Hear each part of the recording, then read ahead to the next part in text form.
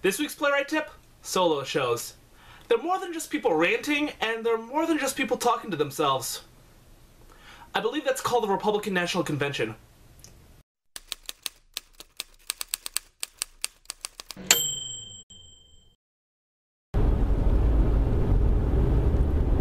Heading into Brooklyn today on this dreary looking weekend.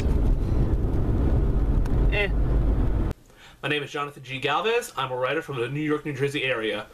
I guess I have to say playwright performer now because just recently a solo show I wrote at grad school got accepted into a festival in Jersey City by Art House Productions. The name of the show is Musical Theater for Asian Males Only Edition.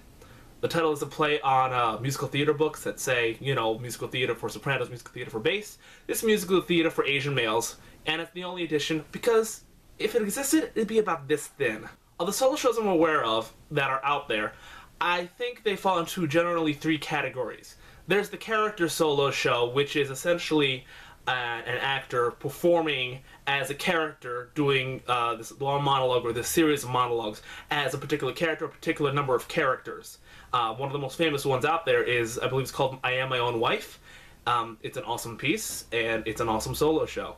Another kind of solo show is what I call the personal solo show, where it's an individual, usually they're also the writer, who is telling a story from their perspective, something that happened to them, how they saw something, and usually it runs like a long monologue. Best example I can think of is John Leguizamo's work on Broadway.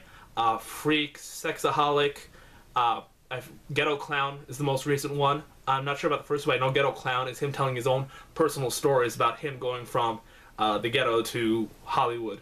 So it's all their personal stories. And the third is what I call a thesis solo show.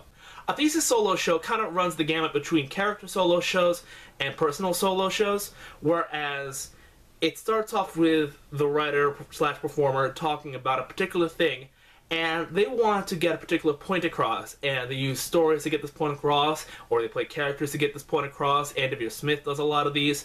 And my particular play is all about Asians in society and their roles in media, and it's more of a thesis play than any of the others. I don't play other characters that much in the piece, and there are a good number of personal stories, but with the core of a thesis play is that you're trying to say a particular message, and all the stories you're telling and all of the messages you're putting across are telling all the aspects of this particular thesis, this particular idea that the writer slash performer has.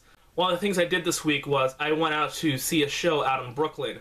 A girl I know named Ashley Baum, who's a huge nerd, because nerds are cool, so are bow ties. She does a show she calls the Nerd Cabaret, and part of the Nerd Cabaret is a thing that she does on her own as her own solo show called Fangirling Is My Job. Now this is a show where it's songs, it's song parodies, all about the things that are geekdom. She's done stuff on superheroes, she's doing villains next, and this one I went to was all about the British invasion, so there was a lot of Doctor Who and a lot of Sherlock and a lot of Doctor Who.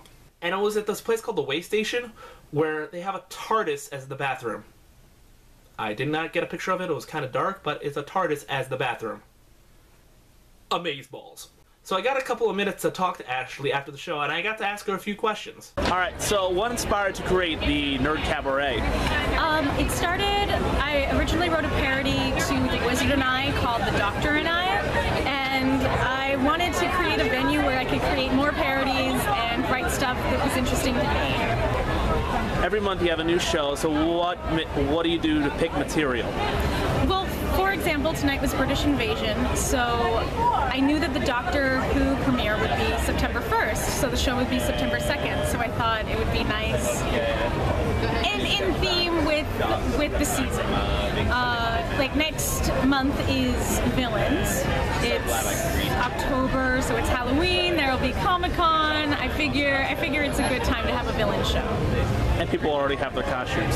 And people will already have their costumes. They can show up. It works. Alright, so how do you get an audience for something like this? I use a lot of social media. And we've also been Critics' Pick in Time Out New York and other types of publications, so that's helped.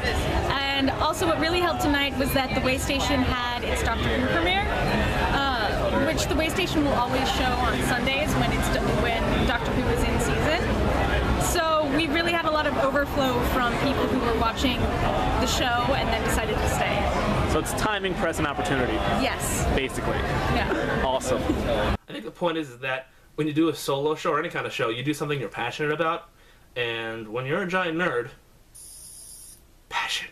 And, you know, with my show, Musical Theater for Asian Males, only edition, I guess I decided to do that show because I wanted to talk about something I didn't know that much about. But really, it's something that I've had to deal with over the years, you know, trying to be an Asian writer, trying to be an Asian performer for, you know, however long I've done that for.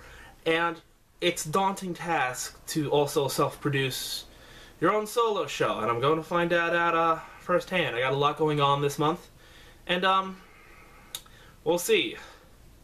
Let the craziness begin. How do I turn this off again? Oh, wait. Got it.